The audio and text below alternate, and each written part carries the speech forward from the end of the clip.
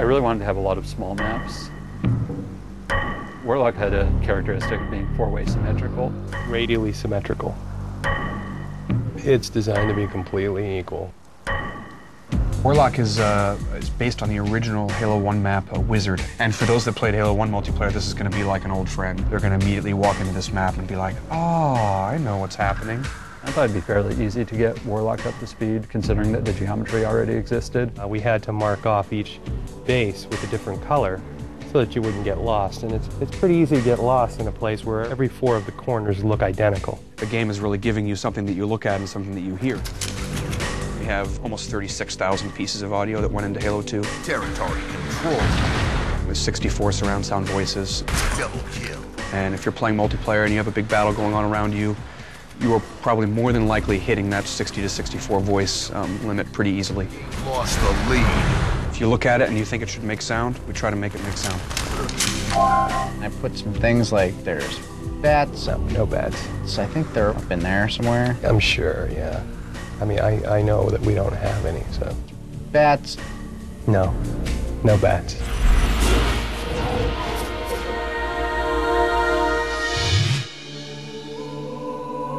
Sanctuary is about a battle that takes place on the Delta Halo. You could envision Delta Temple being in the distance behind the cliff and behind the waterfalls. It should look like a single-player map, but play like a multiplayer map. It's old Forerunner architecture, supported by some newer Forerunner metal structures. It's really important to us that people believe that they are real places in our universe.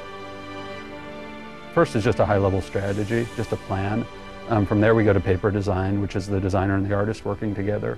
It actually is a symmetrical map. Symmetrical is mirrored in some fashion, and it's an attempt to try to make things balanced. A map can feel balanced, but there's a subtle sniper advantage to one side or the other. What it was designed for is CTF. Flag taken. There's medium-range weapons like the battle rifle, and the carbine, the SMG, you got a needler. Those are all symmetrically placed to give each team even playing field. Every time they take on one of those weapons, they're taking on a role. That's kind of the mentality that I take, designing a space is, are there good places for a player to assume those roles and be effective, and are there places for players to fight against that role as well?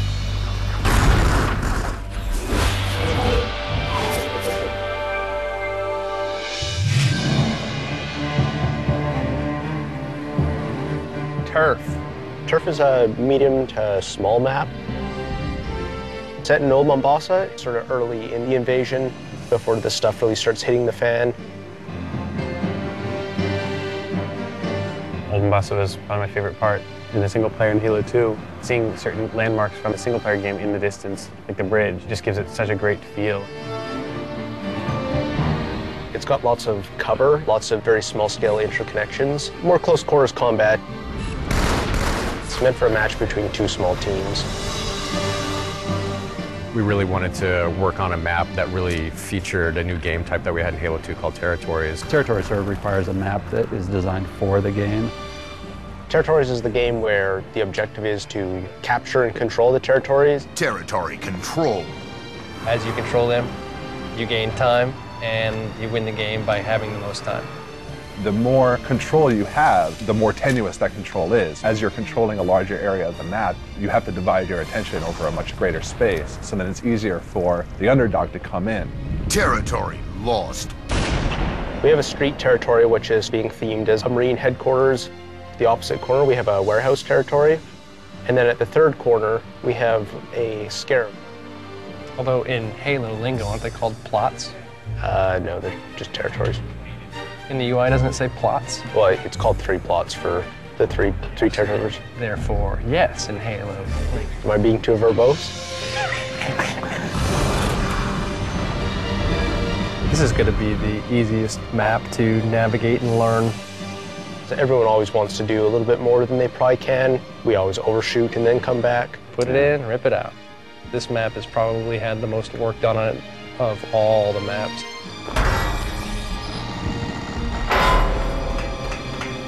It's insane the detail that's on here. This is probably my favorite Halo map thus far. It's awesome. I love this map. I like it. It's a fun map, and I did no work. Territory control. As a game developer, you really get to enjoy 2 games One is the game of creating the systems and the art itself, and then the other one is to actually play test it. The rest of the staff is working on all these maps. What's the animation team going to be doing? Part of this process was getting everybody to take on a new challenge and even expand those skills in new ways that they hadn't thought of before. So that was a great opportunity to get a cinematic together. We looked at the way we combined animation and sound and everything else into the cinematics in Halo 2 and how we could make that process better. We didn't feel like our pipeline was really well thought out, and we wanted to go through it again and come up with new tools. We were all like, well, let's do a short film.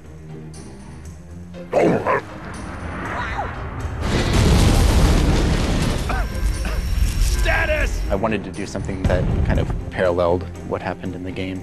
The Marines at the beginning of our city is one of those kind of tangents that you see the beginning of and then you see the end of, but you never really hear what happened. The third Pelican, kind of flies by, and then halfway through that level you see that same Pelican crash on the beach and you meet up with the Marines that were in it, but you never really found out what happened to them. It felt like a good place where you can tie in both the beginning and the end to actual gameplay. Just placing the Master Chief in the scene, and this shot that I'm working on right now is the very first shot. This shot right here is where the Pelican has just crashed. You'll see phones checking the corpse of O'Brien. We're actually going to be able to fly the Pelican around in a space and capture 5.1 audio of it and be able to embed that in the cinematic in a way that we weren't able to in the game engine. That's actually me. I'm the one with the plasma, and that's Jeremy over here. And Bill's dead, of course. The Jackal is a good character. We killed Bill off pretty quickly. What do you think? Hollywood? It is going to be pre-rendered, so it's a little bit different than the cinematics that occur in-game. We're still using the game engine to render it, but since it's not rendering in real time, we're able to do a little, more effects and more lighting stuff. So everybody is really getting to do the things that they love to do, to work on the things that they love working on, because it was something that we were doing for fun. It was a learning exercise. It was just a lot of really good experience for everybody on the team. We have a long road ahead of us, I won't lie, but yeah, it's pretty cool. It's actually a really fun time to be working here. I would definitely say this is wet the whistle for what comes next. We better get moving. Agreed.